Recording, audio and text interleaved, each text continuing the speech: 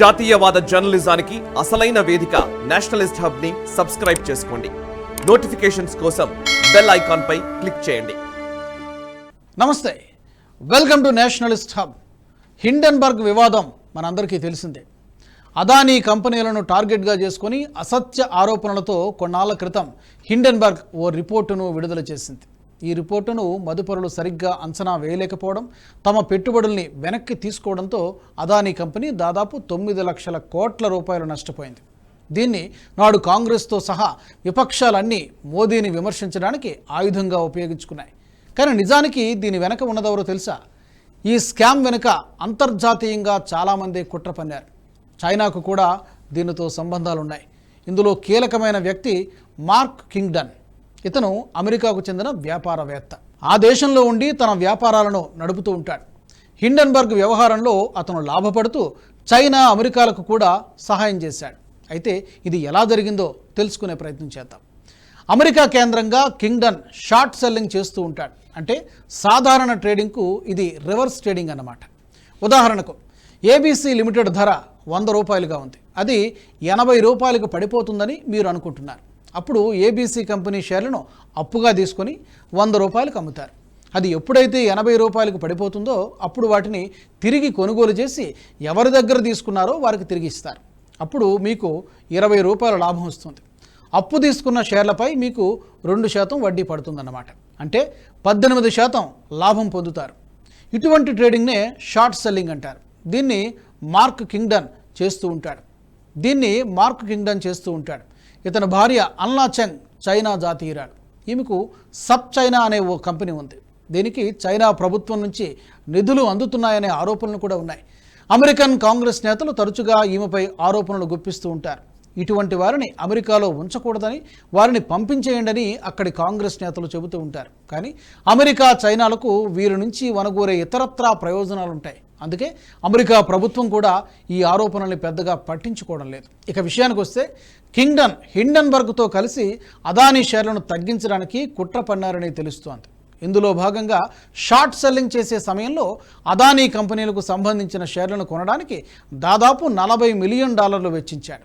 ఆ తర్వాత Hindenburg report రావడం, షేర్ల విలువ పడిపోవడంతో తర్వాత లాభపడినట్టు తెలుస్తోంది. ఈ విధంగా కింగ్డన్ లాభపడడంతో పాటు చైనాకు కూడా మేలు చేసినట్టు వార్తలు వస్తున్నాయి.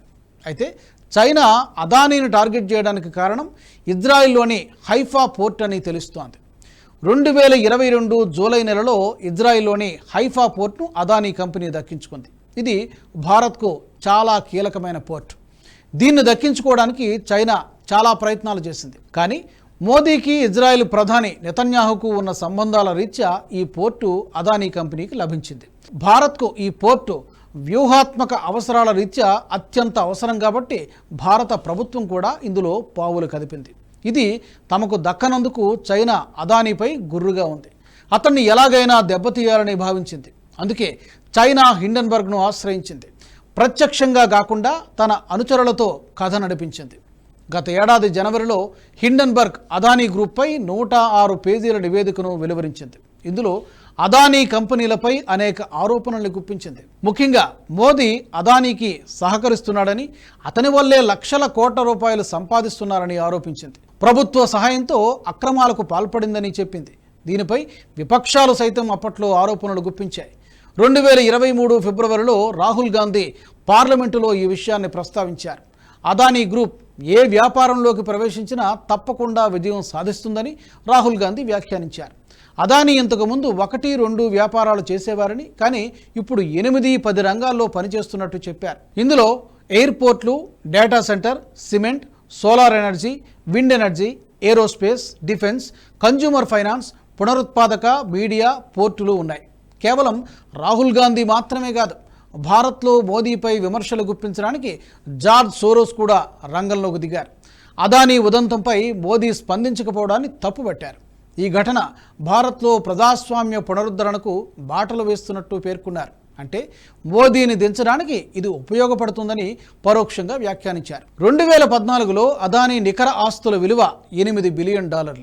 2022లో అది $140 బిలియన్ ఎలా మారిందంటూ రాహుల్ ప్రధానిని ప్రశ్నించారు.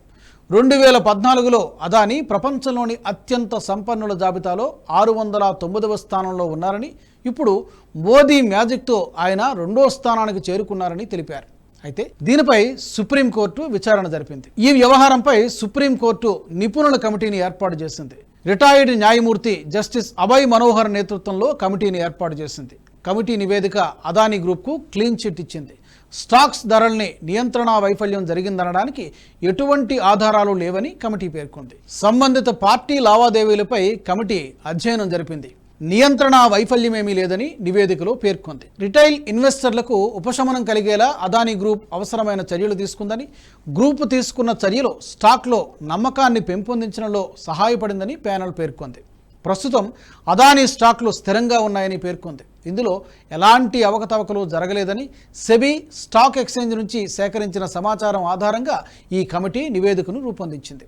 రెగ్యులేటరీకి సంబంధించి అవకతవకలనేవి అబద్ధమని తేల్చేసింది. విదేశీ పెట్టుబడులు లీగల్గానే ఉన్నాయని తేల్చింది. కేవలం హిండెన్బర్గ్ అసత్య నివేదిక వల్ల అదానీ గ్రూప్ భారీగా నష్టపోయింది. స్టాక్ మార్కెట్లలో ప్రతికూల పరిస్థితులతో అదానీ కంపెనీల షేర్లు అమ్మకాలు జరిగాయి. కేవలం ఒక్కరోజే గ్రూపు కంపెనీల మార్కెట్ విలువ 51,294 కోట్ల రూపాయల వరకు ఆవిరైపోయినట్లు ఓ అంచనా. అదానీ ఎంటర్ప్రైజెస్ అత్యధికంగా 10.4% నష్టపోయింది. హిండెన్బర్గ్ నివేదిక విడుదలైన తర్వాత జనవరి 25 నుంచి షేర్ల పతనం ప్రారంభమైంది. అదానీ గ్రూప్ కంపెనీల మార్కెట్ విలువ దాదాపు 11 లక్షల కోట్లకు పైగా కరిగిపోయింది. దాదాపు నెల రోజుల వ్యవధిలో 60% పైగా విలువ ఆవిరైనట్టు ఓ అంచనా. మరోవైపు అదానీ కంపెనీ చాలా ప్రాజెక్టులను కూడా వాయిదా వేసుకోవాల్సి వచ్చింది.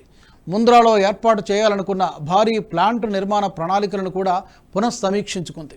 గ్రూపు కంపెనీలు ఎదుర్కొంటున్న ఒడిదుడుకుల నేపథ్యంలో కొత్త ప్రాజెక్టులను కూడా చేపట్టకూడదని అప్పట్లో నిర్ణయం తీసుకుంది. కొత్త రోడ్డు ప్రాజెక్టులు కూడా బిడ్లు దాఖలు చేయలేదు. ఈ పరిణామం కూడా షేర్ల నష్టాల్లో భాగమైందని నిపుణులు చెబుతున్నారు. మరోవైపు మదుపరుల్లో నమ్మకం కలిగించడానికి అదానీ పోర్ట్స్ అండ్ సెజ్ పేరిట ఉన్న 1,500 కోట్ల రుణాన్ని అదానీ గ్రూప్ తిరిగి చెల్లించింది. అందులో 1,000 కోట్లను ఎస్బీఐ మ్యూచువల్ ఫండ్కు, 500 కోట్లను Aditya Birla sun life mutual ఫండ్కు చెల్లించింది. దీంతో తమకు చెల్లించాల్సిన మొత్తాన్ని అదానీ గ్రూప్ చెల్లించేసిందని ఎస్బీఐ ఎంఎఫ్ ప్రకటించింది. ఇక తమకు అదానీ గ్రూప్ ఎలాంటి బకాయిలు లేదని తెలియజేసింది. భారత వాణిజ్యాన్ని ఈ రిపోర్ట్ భారీగా కుదుపులకు గురిచేసింది. ఒక్క రిపోర్టుతో భారత్ చాలా వరకు నష్టపోయింది. దీని వెనుక విదేశీ కుట్ర ఉందని అప్పటికే చెబుతున్న కాంగ్రెస్తో పాటు విపక్షాలు దీనిపై అసత్య ప్రచారం చేశాయి. నిజానికి ఈ కుట్ర కాంగ్రెస్ పార్టీకి ముందే తెలుసని కూడా కొందరు ఆరోపణలు చేశారు. ఆ పార్టీ అధికార దాహంతోనే దేశం నష్టపోతున్నా పట్టించుకోలేదని ఆరోపణలు వచ్చాయి. దీని వెనుక చైనా హస్తం కూడా ఉందనే విషయం ప్రస్తుతం ఆధారాలతో సహా బయటపడడంతో కాంగ్రెస్ పార్టీ ఇప్పుడు ఏం సమాధానం చెబుతుందో చూడాలి. మరి ఈ వీడియో మీకు నచ్చినట్టయితే లైక్ చేయండి, 10 మందికి షేర్ చేయండి. అలాగే కామెంట్ల రూపంలో మీ అభిప్రాయాలను మాతో పంచుకోండి. Nationalist hub group of channels ను సబ్స్క్రైబ్ చేసుకుని తెలుగునాట జాతీయవాద జర్నలిజాన్ని ప్రోత్సహించండి. ఈ వీడియో కింద ఉన్న బెల్ ఐకాన్ పై క్లిక్ చేయడం మర్చిపోవద్దు.